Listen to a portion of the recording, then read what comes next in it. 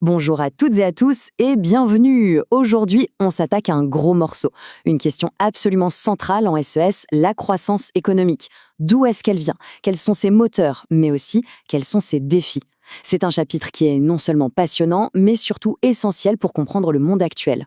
Alors c'est parti, on plonge dedans. Et d'entrée de jeu, on est face à un sacré paradoxe. D'un côté, on nous présente souvent la croissance comme la solution à tout. Le chômage, les dettes, les inégalités. Mais de l'autre, on entend de plus en plus et qu'elle serait en fait la cause de nos plus grands problèmes, notamment écologiques.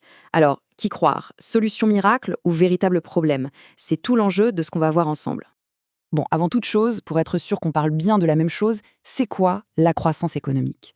En fait, c'est assez simple. C'est quand un pays, une économie, produit de plus en plus de richesses, de biens, de services, et que ça dure dans le temps. Ce n'est pas juste un petit boom passager. Et l'outil de mesure, l'indicateur star pour ça, c'est le fameux PIB, le produit intérieur brut. Voici le programme. On va d'abord décortiquer la machine. Comment on fabrique de la croissance? Quels sont ses moteurs? Ensuite, on verra que le progrès technique, il ne tombe pas du ciel. Puis, on explorera son double visage, un peu Jekyll et Hyde, avec la destruction créatrice. Après ça, on parlera des choses qui fâchent, les limites écologiques. Et on terminera en se posant la grande question. Peut-on imaginer une croissance soutenable? Allez, première étape, on ouvre le capot. Pour produire quoi que ce soit, les économistes nous disent qu'il faut des facteurs de production. En gros, du travail et du capital. Voyons comment ces ingrédients de base se transforment en croissance. En gros, il y a deux recettes possibles pour la croissance. La première, c'est la croissance extensive. C'est la méthode plus. On met plus de travailleurs, on achète plus de machines, on construit plus d'usines. On augmente la quantité des ingrédients. La deuxième recette, c'est la croissance intensive. Là, c'est la méthode mieux.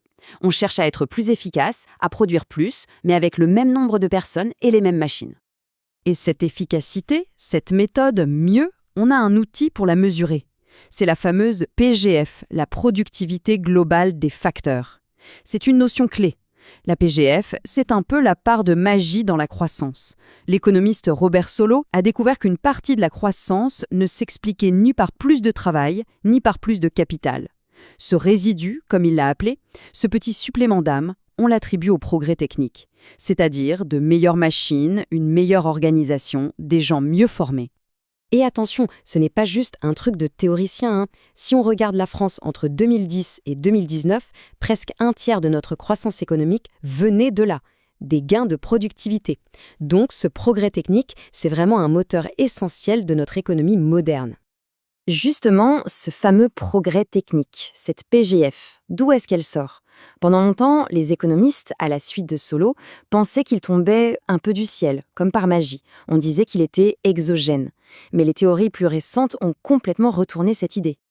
Aujourd'hui, on parle de croissance endogène. Endogène, ça veut dire qui vient de l'intérieur. L'idée, c'est que le progrès technique n'est pas une manne céleste. Pas du tout.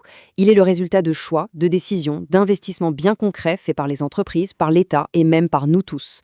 En clair, on ne trouve pas le progrès technique, on le fabrique.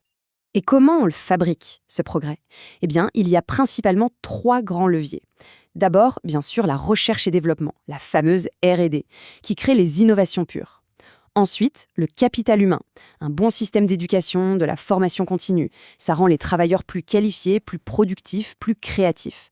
Et enfin, les institutions, c'est-à-dire des règles du jeu claires et stables qui encouragent et protègent l'innovation. Prenons l'exemple d'une institution comme le brevet. C'est hyper important. Imaginez une seconde. Une entreprise dépense des millions en R&D pour une invention géniale. Si le lendemain, tout le monde peut la copier gratuitement, quel est l'intérêt d'investir? Le brevet protège l'innovateur en lui donnant un monopole temporaire. Ça lui permet de rentabiliser son effort. C'est une incitation super puissante à continuer d'innover. Mais attention, cette course à l'innovation, ce progrès permanent, ce n'est pas un conte de fées.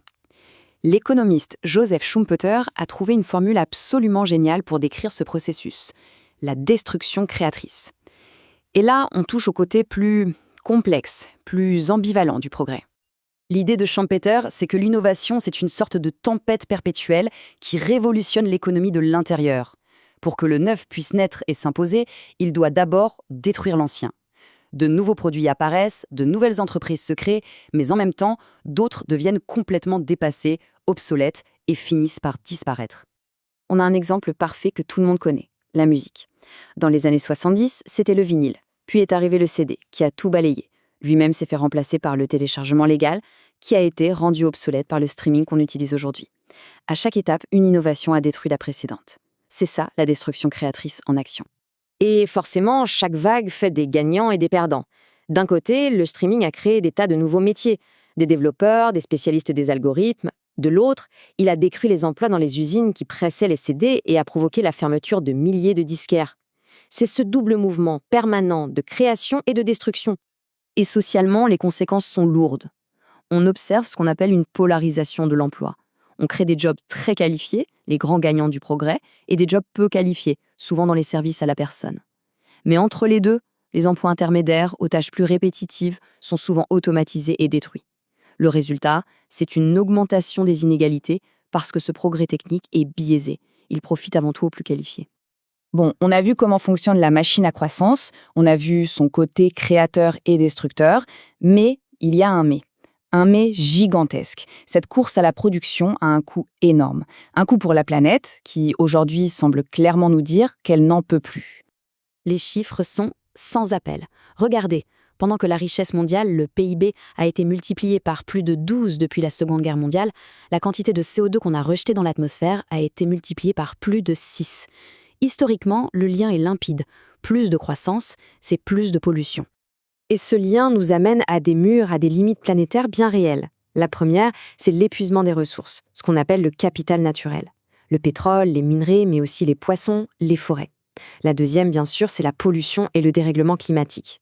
Et la troisième, c'est la perte massive de biodiversité avec la destruction des écosystèmes. Alors face à ça, la question est immense. On fait quoi ?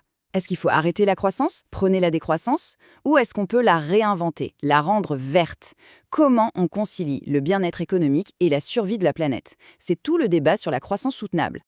La définition de référence, c'est celle-là, du rapport Brundtland en 1987. L'idée, c'est un équilibre entre aujourd'hui et demain. On a le droit de se développer pour répondre à nos besoins, mais sans piquer les ressources des générations futures, sans leur laisser une planète invivable. Le principe est superbe, mais sur la manière d'y arriver, les économistes sont loin d'être d'accord. Et c'est là que ça devient crucial. Il y a deux grandes visions qui s'affrontent. D'un côté, les partisans de la soutenabilité faible.